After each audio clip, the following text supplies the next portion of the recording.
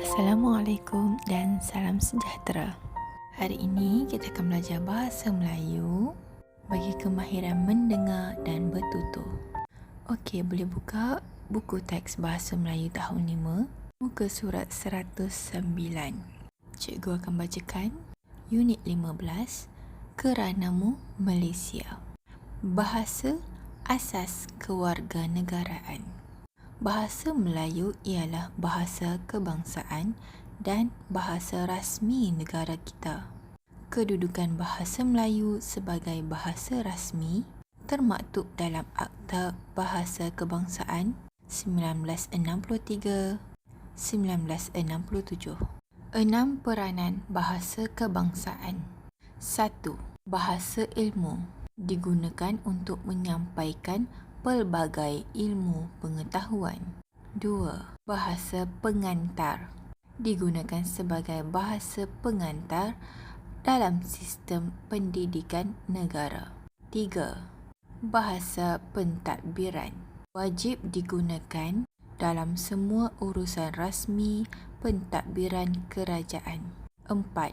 Bahasa ekonomi digunakan dalam urusan ekonomi dan perdagangan. 5. Bahasa perhubungan digunakan dalam perhubungan antara masyarakat yang berlainan bangsa. 6. Bahasa perundangan digunakan dalam semua urusan perundangan. Baiklah, cikgu akan terangkan satu persatu. Bahasa ilmu maksudnya satu saluran atau medium untuk menyampaikan satu perkara atau kajian yang baru. Jadinya penggunaan bahasa Melayu patut difahami oleh setiap bangsa yang ada di Malaysia. Setiap bangsa dan kaum. Dekat Malaysia ada berbilang kaum. Ada kaum Melayu, kaum Cina, kaum India, kaum Kadazan. Jadi setiap kaum ada bahasa tersendiri. Jadi untuk menyampaikan ilmu kepada semua orang atau maklumat, mestilah kita gunakan satu bahasa yang sama yang boleh difahami oleh semua orang. Contohnya berita. Berita akan disampaikan dalam bahasa Melayu. Berita rasmi di TV 1, 2 dan 3 akan disampaikan dalam bahasa Melayu. Berita bahasa Inggeris pun ada. Tetapi yang lebih utama adalah berita bahasa Melayu dahulu.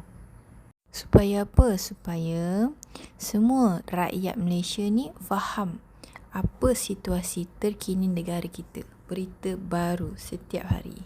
Itu contoh. Okey, bahasa pengantar pula. Bahasa pengantar maksudnya bahasa yang digunakan di dalam sistem pendidikan. Contohnya dekat sekolah, kita akan gunakan bahasa Melayu. Cikgu bercakap dengan murid pun dalam bahasa Melayu. Sama seperti di sekolah jenis kebangsaan Cina atau sekolah jenis kebangsaan Tamil. Walaupun mereka bertutur dalam bahasa Cina dan bahasa Tamil, mereka tetap perlu bercakap juga dan mempraktikkan juga bahasa Melayu di sekolah mereka.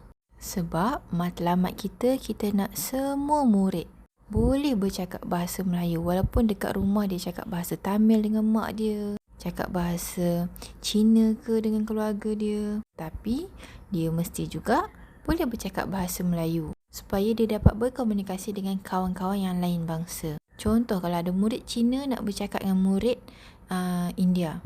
Kalau murid Cina tu bercakap bahasa Cina, murid India tu bercakap bahasa India. Macam mana nak faham? Dua-dua tak faham.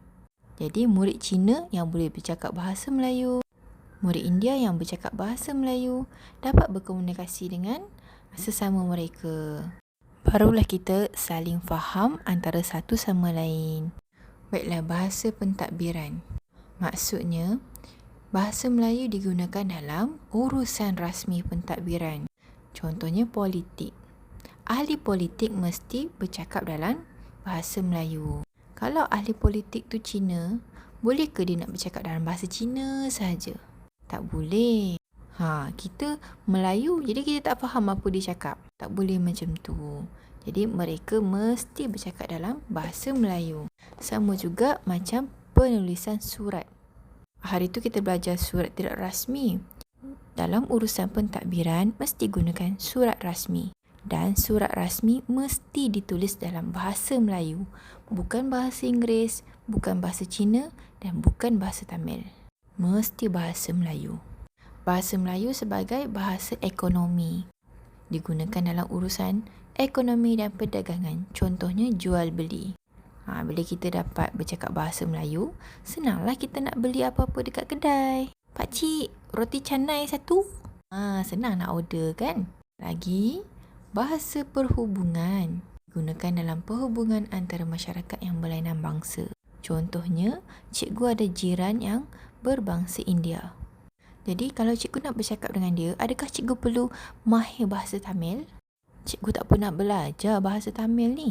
Jadi, kita kan dah belajar bahasa Melayu semasa sekolah. Sepatutnya jiran cikgu itu dah boleh bercakap bahasa Melayu dengan baik. Jadi bolehlah dia berkomunikasi dengan cikgu, dengan jiran-jiran yang lain dan bangsa lain juga. Betul tak? Dan yang terakhir, bahasa perundangan. Maksudnya, bahasa digunakan dalam semua urusan perundangan. Contohnya dalam mahkamah. Okey, mesti digunakan bahasa Melayu untuk menghakimi seseorang atau nak jatuhkan kesalahan hukuman kepada seseorang. Bahasa yang digunakan ialah bahasa Melayu. Okey, jom kita tengok dialog yang dekat bawah. Cikgu berdialog dengan Kaijun, Afifi dan Tinesh. Afifi, bagaimanakah kedudukan dan peranan bahasa Melayu di negara kita? Afifi nak jawab apa? Kedudukan ... Afifi boleh jawab, kedudukan bahasa Melayu di negara kita ialah sebagai bahasa kebangsaan dan bahasa rasmi. Titik. Cikgunya bertanya lagi, mengapakah bahasa kebangsaan digunakan dalam sistem pendidikan kita, Kaijun? Okey, Kaijun jawab, bahasa kebangsaan digunakan dalam sistem pendidikan kerana dia ada bagi beberapa kata kunci, iaitu perpaduan, komunikasi, berkesan. Jadi kita bina ayat lengkap berdasarkan kata kunci yang diberikan. Bahasa kebangsaan digunakan dalam sistem pendidikan kerana bahasa kebangsaan dapat memupuk perpaduan disebabkan oleh komunikasi yang berkesan. Ini jawapan ni. Nanti kita nak jawab soalan ni. Okey, cikgu bertanya lagi kepada Tinesh. Tinesh, pada pendapat kamu, mengapakah penguasaan bahasa Melayu penting bagi semua warga negara Malaysia? Okey, Tinesh bagi pendapat dia. Pada pendapat saya, kemudian diberikan kata kunci, identiti dan jati diri. Okey, kita bina jawapannya. Pada pendapat saya, penguasaan bahasa Melayu dapat mengukuhkan identiti dan jati diri warga negara Malaysia. Cikgu dah bagi jawapan dah. Mari kita isi lembaran kerja di sebelah ini. Okey, cuba isi semula dialog ini berdasarkan jawapan yang telah cikgu berikan. Boleh salin dalam buku latihan atau berikan jawapan kepada cikgu secara voice note. Okey, itu sahaja untuk hari ini. Bye.